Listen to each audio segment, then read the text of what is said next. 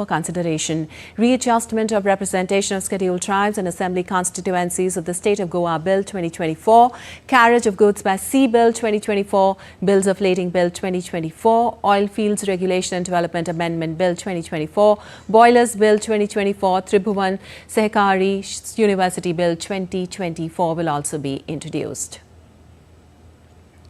The Upper House of the Parliament to take up Banking Laws Amendment Bill 2024, Disaster Management Amendment Bill 2024 and Railways Amendment Bill 2024 for consideration and passing.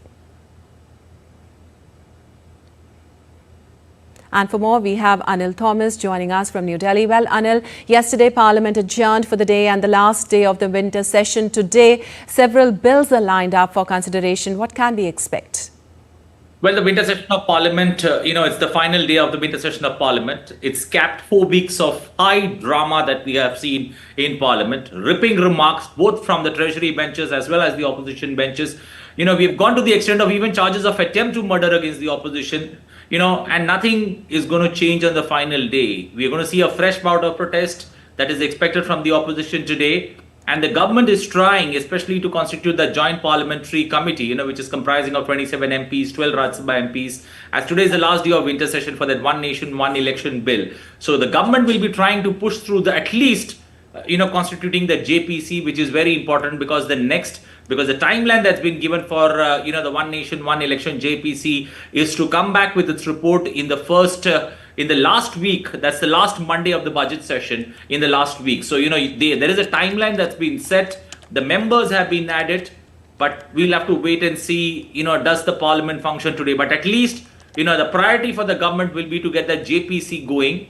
And, if they can manage that today, especially in the lower house, it's going to be, good business done or good transaction or good expectation that the government had from this particular winter session of Parliament that they have achieved. Right. Also, Anil, a lot was expected from this session, but as you said, 4 weeks of high drama is what entailed. Give us an overall of the work done in the Parliament in these 4 weeks of the winter session.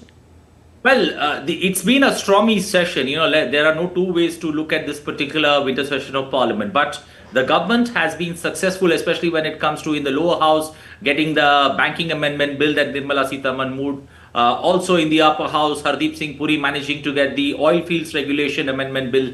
So there have been bills that were moved, that were considered, that were deliberated on.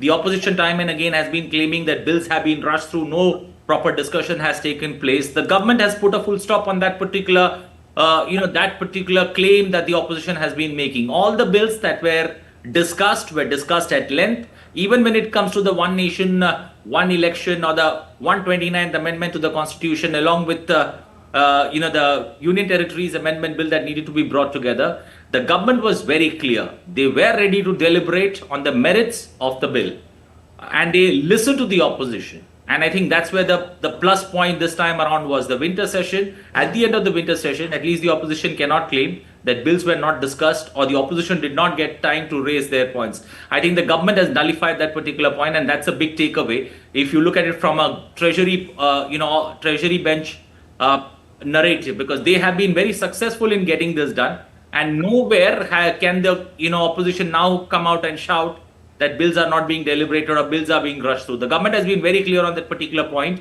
And I think that's where the government stands to gain. This particular session of Parliament, though being, pretty accusations and counter accusations that both parties have done. But in the end, if you look at, those 4 beautiful days of deliberations, discussions and, conclusions that we arrived at, especially when it comes to the discussion on the glorious journey of the 75 years of the drafting of Indian Constitution, some brilliant, wonderful sessions that we have seen in the midst of all this, cacophony of sounds that we have heard, especially when it comes to the opposition trying to disrupt Parliament again and again. So all in all, I would say both benches would be happy. The Treasury benches would be happy, but they would have liked something more. I think the opposition would be happy that, at least their demand was to get the deliberation discussion on that constitution, drafting of constitution take place, and the government ready to at least dedicate 4 days, 2 in the upper house, 2 in the lower house, and everybody getting to have a say, especially in the glorious journey that India has had when it comes to the drafting of the constitution.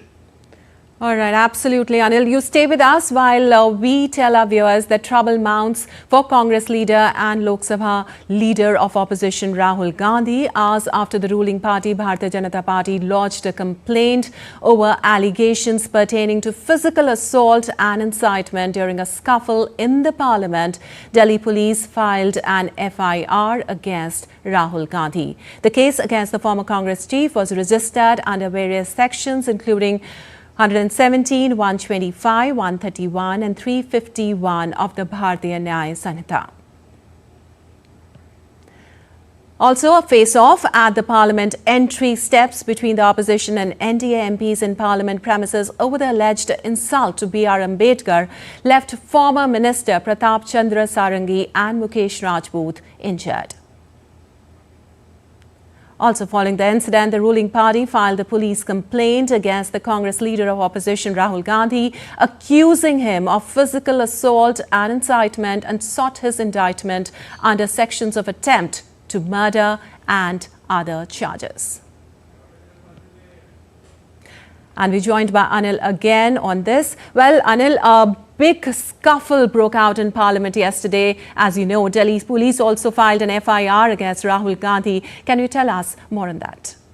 Well, it's been trouble for Rahul Gandhi on both fronts, both inside and outside the Parliament. He's got no breathing space, especially the peaceful protest that the opposition managed, and then the face-off that followed has resulted in, the Congress at least claiming that it's a badge of honor that if Rahul has been, there is an FIR that's been lodged against Rahul, especially for speaking about the Ambedkar legacy that the Congress is fighting. The Congress claims it's a badge of honor, but I think there is too much of trouble that Rahul has got into, especially when it comes to both inside and outside. The two MPs in the hospital, the Rajya Sabha MP from Nagaland, their Pangong Koyank, they're stating that, the behavior that Rahul Gandhi did with her was unbecoming of the leader of opposition. It was unparliamentary. Surely trouble, at least in this session of Parliament, Rahul Gandhi refuses to somewhere run away from trouble, if one may put it that way. He's time and again got into it. I think as the leader of opposition, he needs to also understand that somewhere deep down, these kind of things, you need to be careful, especially in Parliament. I think this is where he has his hands full, and I think he has headaches filled days ahead of him, especially when it comes to these two cases that are one inside Parliament that's been brought to the notice of the Rajya Sabha chairman, and the FIR that's been filed against him. There has also been a counter FIR that the Congress has filed. So it's going to be, that's what I'm saying. It's protest versus protest, BJP versus Congress, FIR versus FIR. So it's been a stormy session at the end of the day. And I think Parliament is not meant for that. It's the citadel of democracy. You are there to discuss for the benefit of the people. And at the end of the day, if a slugfest is what we are seeing in Parliament, I think it doesn't go down well for the people inside it and for the world watching it. All right. Thank you so much, Anil, for all those details. And moving on, the Indian diaspora in Kuwait is elated